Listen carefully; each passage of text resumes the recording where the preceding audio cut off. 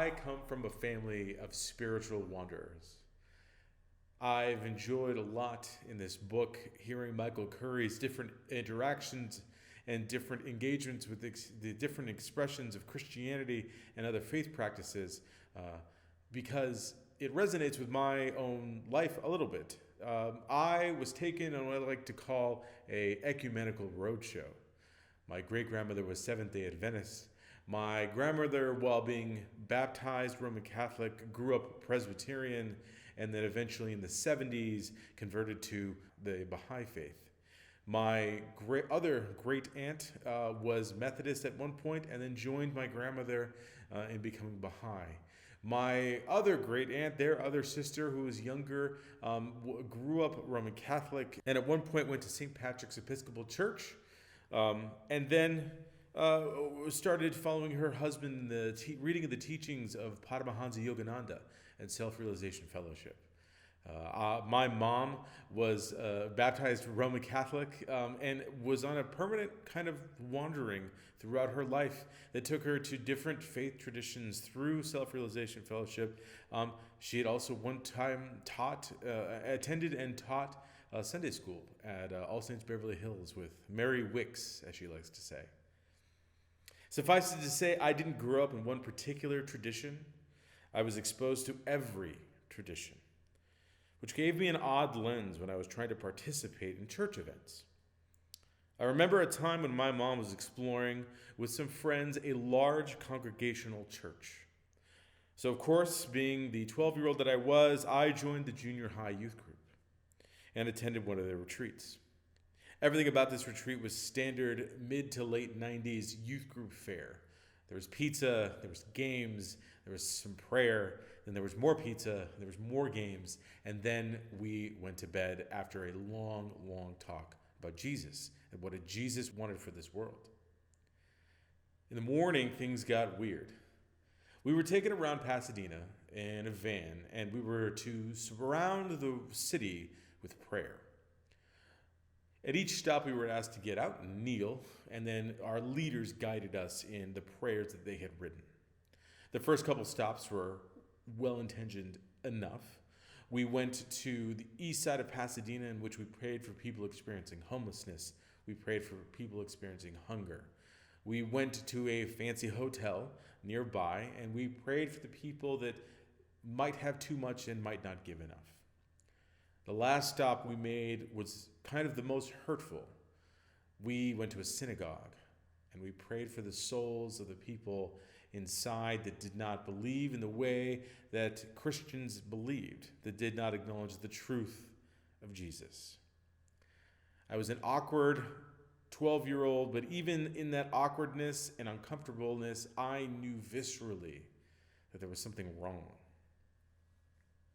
I didn't know, and I had never known, a God that had excluded people.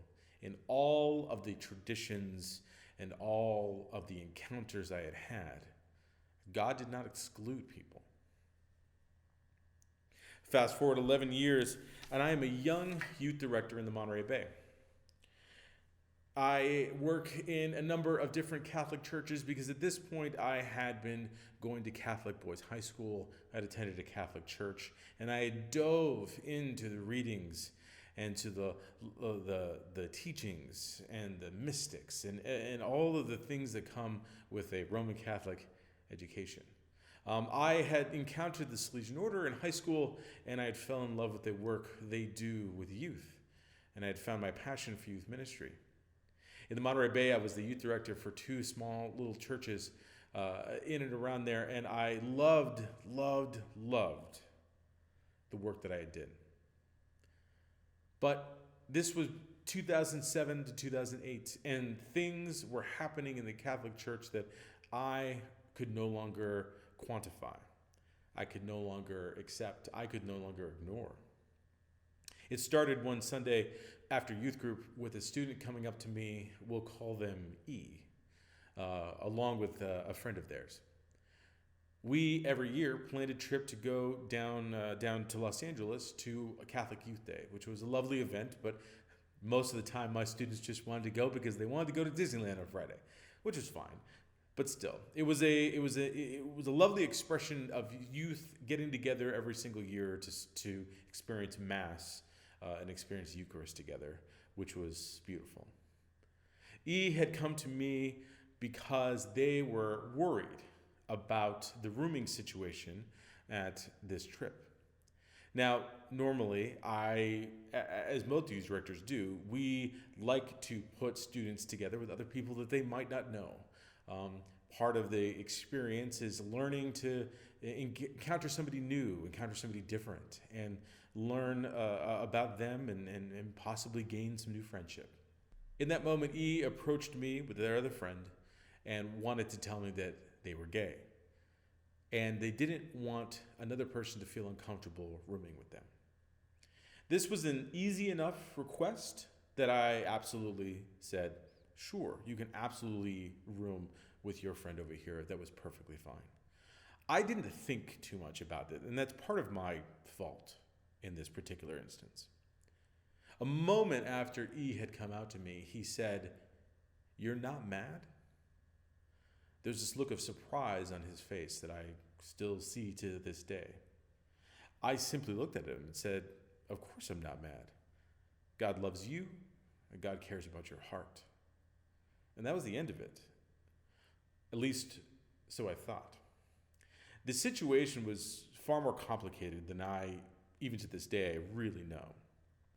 E later that year revealed to me that they were actually transgendered, and that this had caused an enormous amount of tension in E's staunch Catholic and Navy family, to the point at which E's parents had been holding him back from taking communion.